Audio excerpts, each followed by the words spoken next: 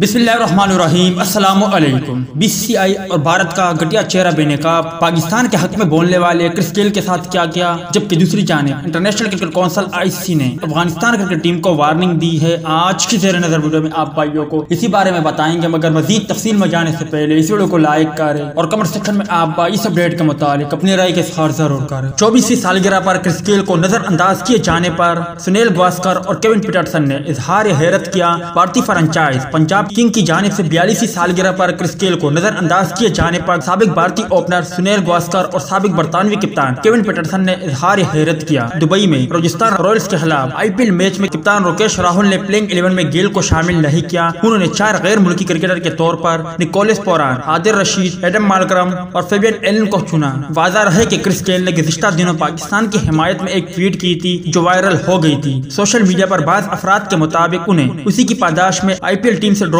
किया गया है। जबकि दूसरी जानिब T20 वर्ल्ड कप में अफगान क्रिकेट टीम को आईसीसी ने तंबिया की है कि अगर वो तालिबान के झंडे तले खेलेगी तो उसे आईसीसी की जानिब से पाबंदी का सामना करना पड़ सकता है। अफगानिस्तान में सियासी तब्दीलियों के बाद उनकी क्रिकेट पर भी गहरे असरात मुरतब हो रहे हैं। अफगानिस्तान क्रिकेट बोर्ड की चीफ एग्जीक्यूटिव नसीब ज़ादरान के उख्ता संभालने के बाद यह खदशा जाहिर किया जा रहा है कि अफगान टीम अब तालिबान के झंडे तले T20 वर्ल्ड कप खेलेगी। अफगानिस्तान की टीम ने तालिबान के झंडे तले वर्ल्ड कप में हिस्सा लेना चाहा तो आईसीसी की जानिब से उन्हें पाबंदी का सामना करना पड़ सकता है। जबकि आईसीसी ने नवंबर में होने वाली बोर्ड मीटिंग में भी अफगानिस्तान के रुकनीत के हवाले से बातचीत करनी है। वाज़ा रहे कि T20 वर्ल्ड कप 17 अक्टूबर से यूएई में खेला जाना है, जिसमें अफगानिस्तान का 25 अक्टूबर को मैच शेड्यूल है।